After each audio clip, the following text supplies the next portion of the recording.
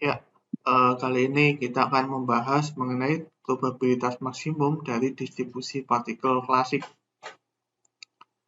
Nah, jadi sebelumnya kita telah membahas bahwa jumlah keadaan yang mungkin dalam penyusunan n besar buah sistem dalam assembly uh, dalam kelompok energi atau keadaan energi dalam assembly itu dia adalah omega totalnya itu dia adalah n faktorial perkalian k dari 1 sampai m GK pangkat NK per NK faktorial. Nah, untuk menemukan omega yang maksimum, maka turunannya harus sama dengan 0. Tapi kita bisa dekati seperti di materi sebelumnya bahwa apabila omega maksimum, maka logaritmanya itu juga maksimum. Sehingga untuk mempermudah mencari nilai maksimum dari omega, kita bisa menentukan melewati pencarian nilai maksimum dari logaritmanya, yaitu ln omega itu sama dengan ln n faktorial ditambah ln perkalian GK pangkat NK per NK faktorial.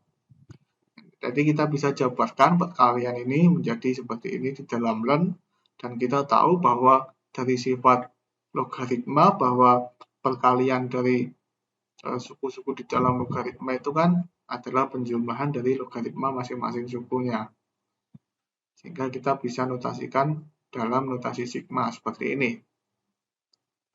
Nah, begitu pula ini GK pangkat NK, kalau dalam logaritma itu kan pangkat itu bisa turun di depan, jadi koefisien di depan logaritmanya. Dan ini ada pembagian menjadi dikurangi dari logaritmanya. Sehingga kita bisa dapatkan suku keduanya itu adalah jumlahan NK ln GK minus ln NK faktorial. Nah, karena N besar dan NK itu sangat besar, maka yang memiliki orde bilangan Avogadro 10 pangkat 23, maka logaritma dari fungsi faktorial dapat didekati dengan rumus Stirling. Kita pernah membahas rumus Stirling sebelumnya kan.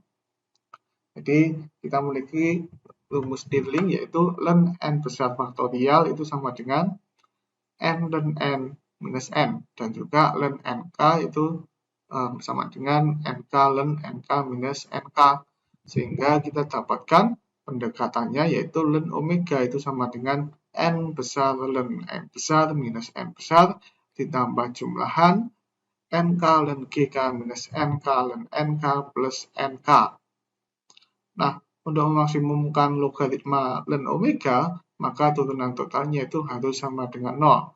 Jadi turunan dari ln omega itu sama dengan d dari n besar ln n minus dn ditambah d dari jumlahan ini.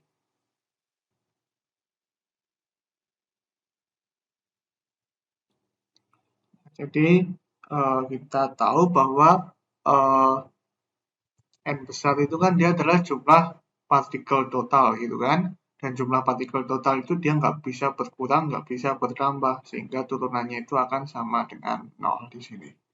Dan juga kita bisa jabarkan turunan dari jumlahan ini kan kita bisa gunakan aturan perkalian, yaitu dnk ln gk itu tidak lain adalah dnk ln gk ditambah nk d ln gk, begitu pula yang ini yaitu dnk ln nk minus nk d ln nk ditambah dengan dnk, ini harusnya nk ya.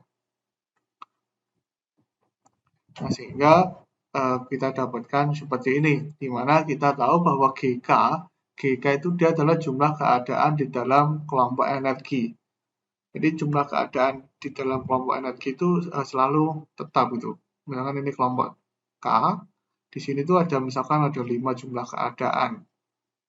Nah, itu selalu tetap, nggak mungkin bisa berubah-ubah, sehingga turunannya itu juga sama dengan 0. Gitu. Jadi menyisakan suku yang pertama, ketiga, keempat, dan kelima.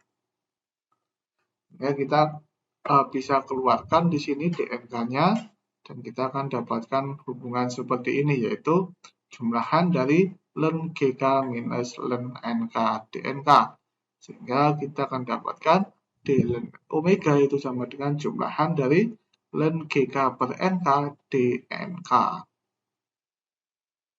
Nah, namun kita perlu membatasi ya, Karena tidak semua nilai omega yang maksimum itu diperbolehkan.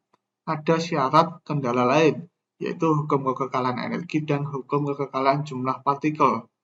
Jadi, ya, kita telah membahas sebelumnya bahwa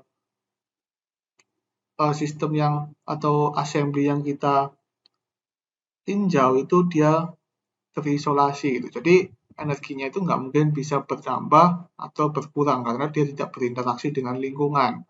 Begitu pula partikelnya, dia juga nggak bisa bertambah ataupun berkurang. Ini dia adalah kendala dari persoalan memaksimumkan ini, mencari nilai paling optimumnya. Nah, dengan demikian kita bisa menggunakan metode pengalih Lagrange karena ini adalah persoalan yang terkendala. Sehingga kita akan dapatkan persamaan kendala yaitu D ln omega minus alfa dn besar minus beta dE sama dengan 0. Di mana di sini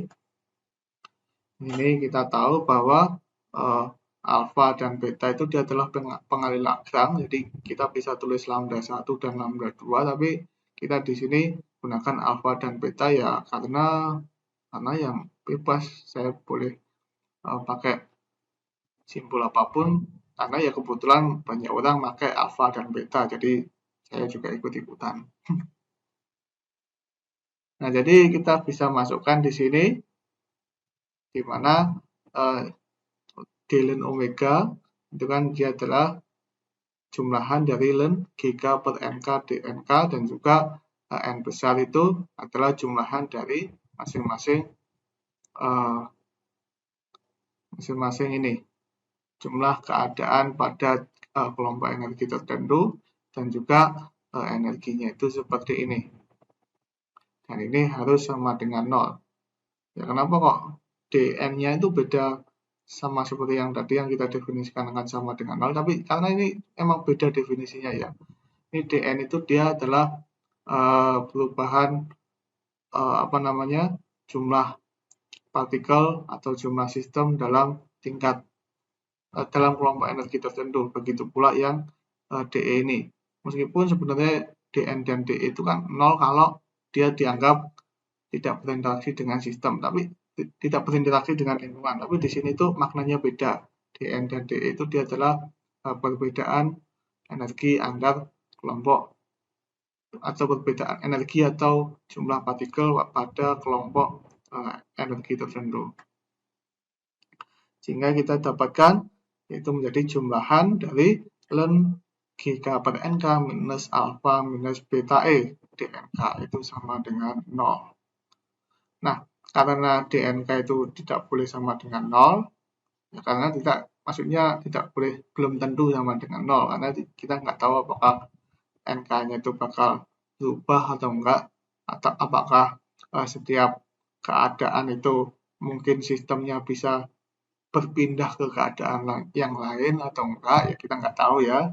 Sehingga kita bisa memastikan bahwa suku yang ada di dalam kurung itu harus sama dengan 0, sehingga kita dapatkan ln GK per NK minus alfa minus beta E sama dengan 0, dan kita dapatkan GK per NK sama dengan E pangkat alfa plus beta E, dan kita dapatkan NK-nya sama dengan GK E pangkat minus alfa minus beta E. Konfigurasi yang memiliki probabilitas terbesar adalah konfigurasi yang memiliki distribusi sistem seperti ini. Jadi NK-nya itu harus memiliki bentuk seperti ini agar dia memiliki probabilitas yang terbesar. Kuantitas beta yang memiliki dimensi inverse energi, sehingga kita bisa ambil kuantitas beta itu seperti yang sebelumnya kita definisikan, yaitu betanya itu adalah super KT. Nah, alfanya apa? Nah, alfanya kita akan membahas di bab selanjutnya ya. Karena kita sekarang tidak memerlukan alfa ini setidaknya.